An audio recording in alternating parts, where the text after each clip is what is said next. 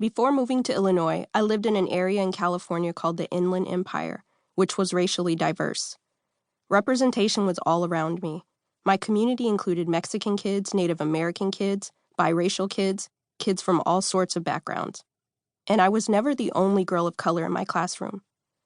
I was exposed to so many cultures living in our community, and I didn't know anything different from diversity. At 11, I thought the rest of the world was experiencing the same America as I was.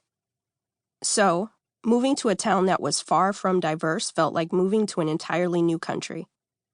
When we finally got settled into Illinois, our family stuck out like a sore thumb.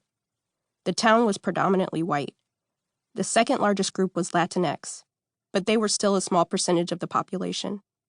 I was thrust into a new experience of being the only one. I was the only Black student or student of color in my classes and on my block. Quick cues. Have you ever been the only one? How did that make you feel? For the first time in my life, I was the only Black girl. I had no idea how much being the only one would dictate how some of my teachers would treat me, or who wanted to date me, or the words my white friends would use because they heard them in a rap song.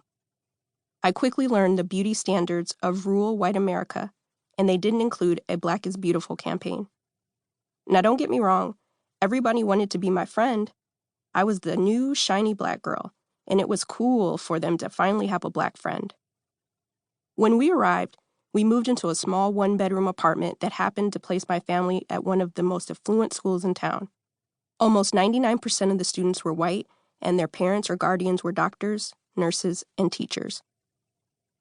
My parents did not have those types of jobs at the time, and we didn't have that type of money.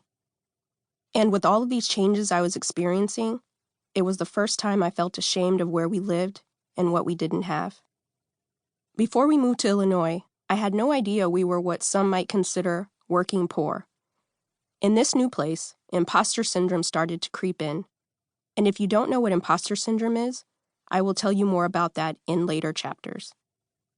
Back in the day, we didn't have a fancy name to call it, but I would soon understand the shame associated with being in the free lunch line when my friends were not, or going on my 8th grade graduation trip to Six Flags with less than $20 in my pocket.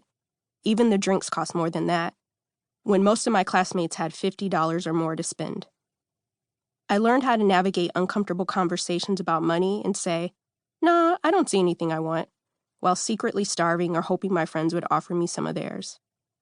I wish I had known that not having souvenir and snack money had nothing to do with my worth as a person. I later learned that I have control over how I see and feel about myself. We will talk about that too as you work through this book. When I lived in California, during lunchtime, my classmates each had different types of food inside their lunchbox, and I had never been judged for the meals that my family would pack for me to eat. But in Illinois, I was suddenly being made fun of because of the fried chicken my mom packed for me at my new school. One of my favorite things to eat was and is my dad's fried chicken.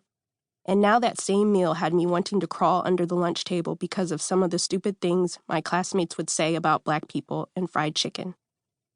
I didn't know there was some lunch etiquette that I should have been aware of until my white classmates pointed out the differences between my food and theirs.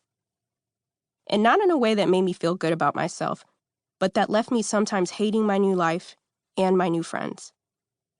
I went from loving my life because I felt such a strong sense of belonging to feeling alienated and isolated.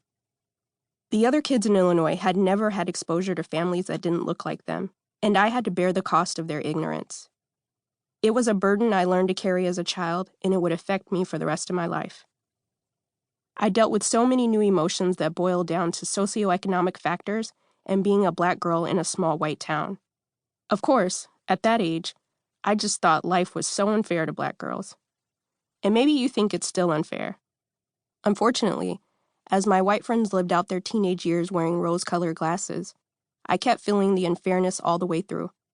I left high school, and by then, I didn't realize how much damage had been done. To keep listening to this audiobook, I've left you a link in the description so you can do it, at no cost thanks to Audible's 30-day free trial.